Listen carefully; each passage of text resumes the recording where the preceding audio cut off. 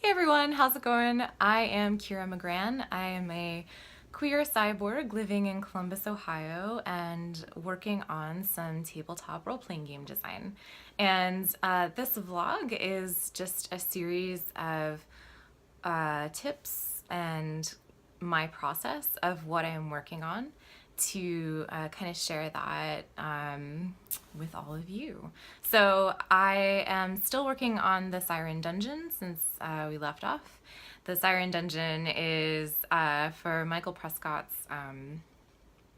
He puts out a series of like little dungeon drawings and 3-page exploration type things that can be used for any system. It could be used for OSR or Dungeon World or kind of whatever Tolkien-ish fantasy you want to apply it to. So I decided to make some evil, well, not evil, but monstrous sirens who live in some caverns, and he drew me up some caverns, and I am kind of detailing what might be interesting for players or GMs to apply to an adventure for their setting with that with the caverns as a setting for like one episode of their adventure. So that's what I'm working on, and I will show you some of my process. So as you can see, I didn't get super far. I actually took a day off. Took 2 days off, like a regular weekend, and had to work on some other things in the meantime. So I'm getting back to this. And so I've got kind of like this basic breakdown of what the sirens are, although I might change a few of these things as I go. Especially like this part here, the man-eating curse. I don't know if I want them to be sad, cursed ladies who can't control their fate, or really cool, tragic siren witches, vampires who have to eat dudes to live. So that's kind of something I'll think about later, but I did get an updated sketch, oops, which is kind of cool, from Michael. And he has a Patreon where he puts these up. I think it might be Michael Prescott. I can't remember the name of it. But, you know, he just added a few extra rooms in here without any description from me at all. So he put in things like, you know, this hanging cage, which is super fun, and, you know, some extra shafts and things, rooms to climb in down here with like, it looks like a ritual room with like maybe a big siren goddess, and maybe like some stuff that they have collected from their victims.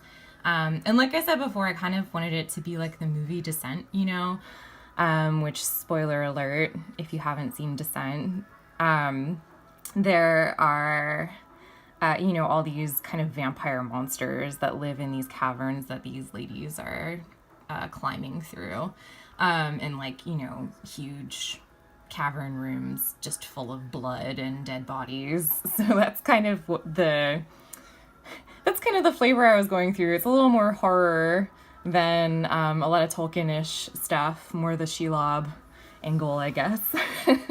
But so basically what I'm gonna do now is, because the sample adventure he gave me is more like a town with like lots of like, you can see the town here, and there's like, you know, different characters that live in the town and all their relationships with each other, and you know, different characters that have different creatures and stuff like that. Whereas mine is more kind of like, I'm thinking, you know, a family, god damn it, I keep clicking the wrong thing, a family of sirens, you know, or maybe just a coven who are living here in this monstrous cavern place. So I kind of have to figure out, probably, you know, if adventurers were coming in here, I don't want to think about why they're there, you know, because it could be any reason that the group comes up with that they are there.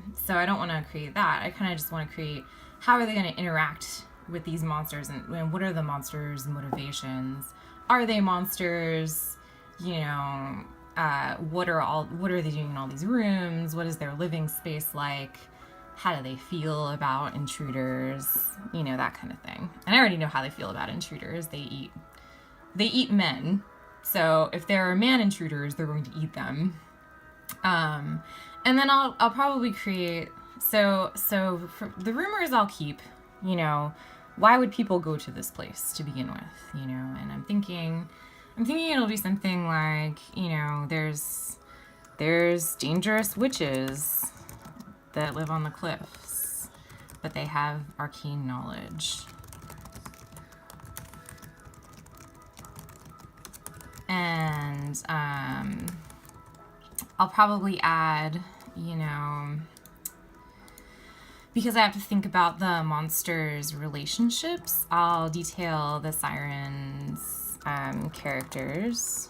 I'm thinking, when we were brainstorming, one of the things that Michael said reminded me of Lost Boys.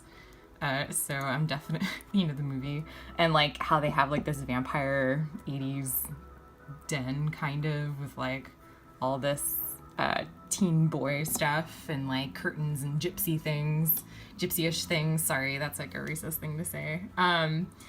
Wanderer hippie things, I guess. So, you know, I'll probably give it a little bit of that flavor because I love that and it's weird. And so that, you know, the Siren characters, I'll have to come up with them. There might be 3 or 4 of them probably. And let me just put that down real quick. 3 to 4 characters. Because that's usually good for a monster group. Like, you don't want to have too many of them. That can be complicated. But you want to give enough of them that they have a weird relationship with each other. You know, and they present some kind of threat to maybe a party of, you know, 3 to 5 people. So that might be good. And then, oh, for these adventures, I won't be statting up anything either, because it will be up to the GM who's using this adventure to kind of stat it up to whatever system they're using. So that's kind of cool. I just create a lot of the flavor. And let's see what else. I did the Siren characters. Oh yeah, they're rad digs. So I want to put in, you know, Lost Boys flavor here. Curtains. And I wanted to do like maybe they have like these arcane books or spells or something. So they're not quite as bestial as the things in the Descent, if you've seen that, but a little bit more intelligent, a little bit more in control of their dark desires, you know. Somehow I have to figure that out. And then what else? Let's look back here. There's the description of the interior, like over here. I remember he said something about magical artifacts being cool. So like cool to add in, you know, as far as like stuff. So maybe that's like the books, or, you know, something that they keep in their ritual space down in that cavern area that Michael drew, where it's like, you know, like this big statue. And what else? Oh, specific rooms and objects. Rooms and objects detailed. So that might be it as far as the things that I need. And you can see in Google Docs, I love this. It just creates, you know, chapters. Like, so when this becomes really large, I can just go back to this very easily. In my snake soul, it has found a little spot right next to my desk here to kind of hang out under while I'm working. He's so cute. So that was a lot of me talking while you just kind of look at my computer screen, but I hope that that kind of shows how I construct a basic outline that I can then begin writing in, which is, I guess, the next step for me, like as soon as I have all of those headers and a basic idea of what I'm doing, I just start filling that in and then edit or change things as I go along if I like forgot about something that needed to be included, or I put it in the modern day instead of Tolkien fantasy, which is what I did at the beginning of this by accident. I was like, it can be in New England. Oops, it needs to be in fantasy. Never mind. So I hope you enjoyed this. I forgot to mention I have a Patreon. I'll put a link to that below, where I'm designing a lot of stuff that isn't these projects, but things that I'm working on my own, like a cozy den, which is about lesbian snakes and their living situations during the winter. So go check out my Patreon, support it if you like it, like and subscribe if you like this video, and I'll see you next time.